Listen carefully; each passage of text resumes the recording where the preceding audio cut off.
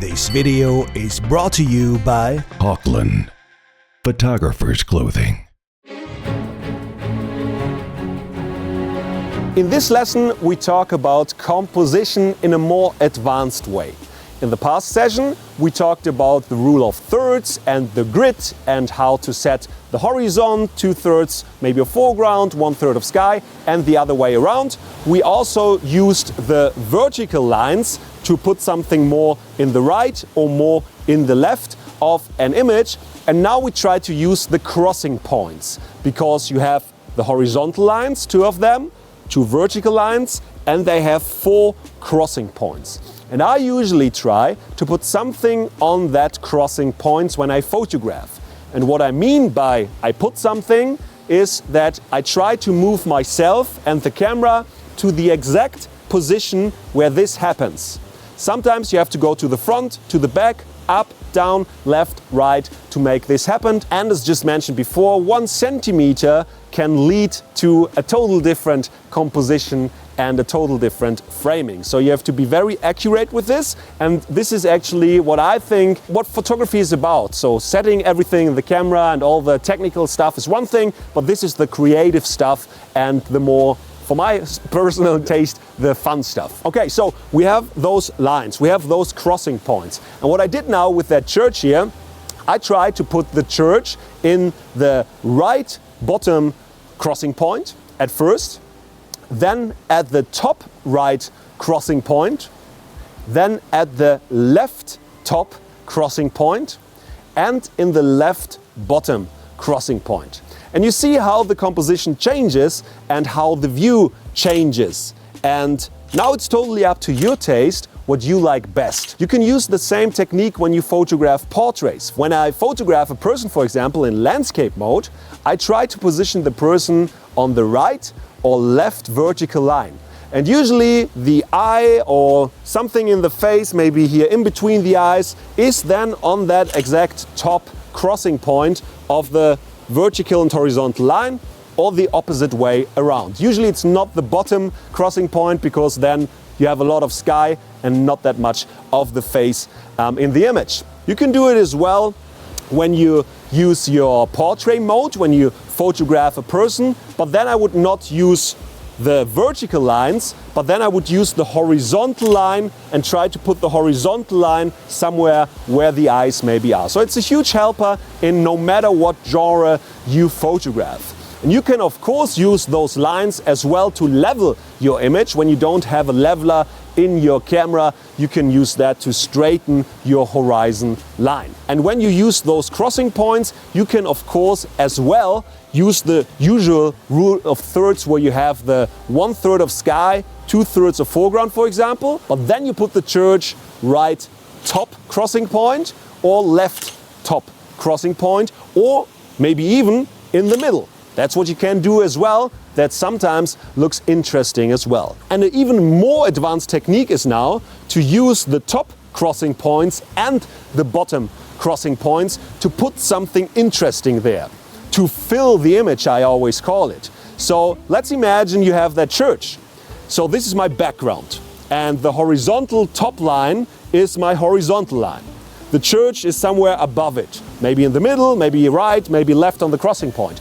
And now I look for something in the foreground. This is more of a landscape technique I use, but you look now for something in the foreground, and you try now to fill that foreground left crossing point or right bottom crossing point with maybe a plant, a beautiful flower, a rock, or something of interest. And then the image is more filled and more interesting to look at, and also you can look through the image. So you have something in the foreground happening, you have something in the background happening, and it's very interesting to watch it.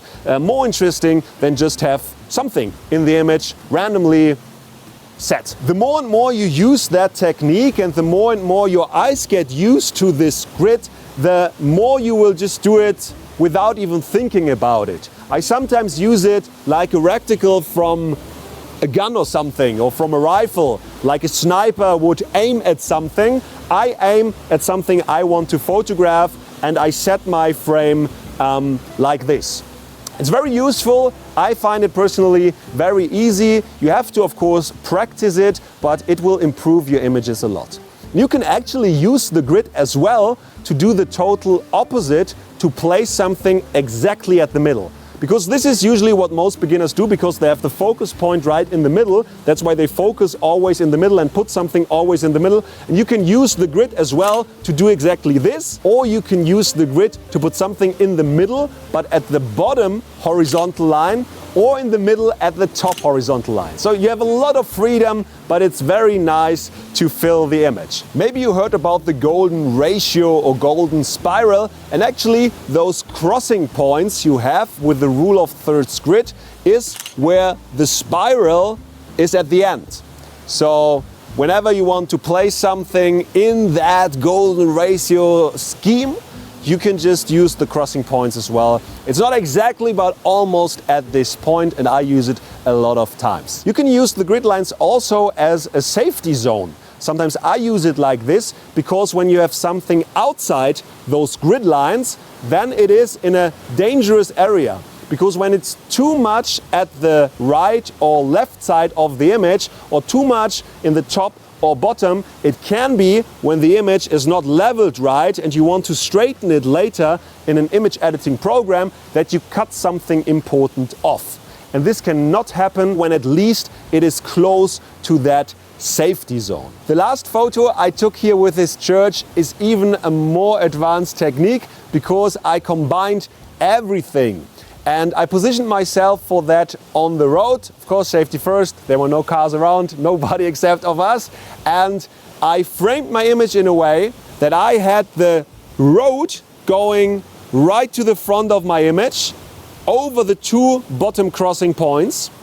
And then on the top left crossing point was a curve of the road. And on the right top crossing point was the church itself. And as well, I had the top horizontal line for the horizon. So 1/3 of sky, 2/3 of foreground, because the foreground is more interesting. That as well, of course, you have to balance always in a way what is more interesting. When the foreground is more interesting, give the foreground more space. When the sky is more interesting, give the sky more space. Yeah, that's it. You cannot always do it in this way, but when I can, I'm always very happy. So try to use the grid. This is your exercise now with the crossing points. Try to find something, maybe it's just a pole somewhere standing, maybe something like a windmill or wind wheel, maybe it's just a car at a parking lot, and you try to photograph now the car in 4 different positions: left bottom crossing point, right bottom crossing point, top right crossing point, and left top crossing point. And also use the horizontal lines to put it maybe the horizon 1/3 of land, 2/3 of sky, or the opposite way around. You will see you have now 8 different options to choose from when you photograph. Wish you a lot of fun, and see you in the next lesson. This video from my beginner's course Simply Learn Photography from 2023 is part of my photography legacy. Over a period of 5 years, I will publish my courses from learnfromben.com for free and with ads here on YouTube. So everyone can benefit from my knowledge regardless of budget. So subscribe now to the channel and spread the word. And do you want all 9 courses from the last 10 years immediately bundled together and without advertisement at a super affordable price? Then go now to learnfromben.com and get the XXL Bundle as an instant download or stream via the website at www.learnfromben.com. More than 22 hours of the finest learning content on photography, filming and image editing in all levels of skill. Links in the description and in the comments below. And also check out the sales section with my signature tripods and D-filters and books. Everything is on sale up to 60% off, as long as stocks last. Thank you for your support. Videos from the courses are published every Friday at 5:30 p.m. German time. My name is Jaworskyj and I wish you all some really good photos.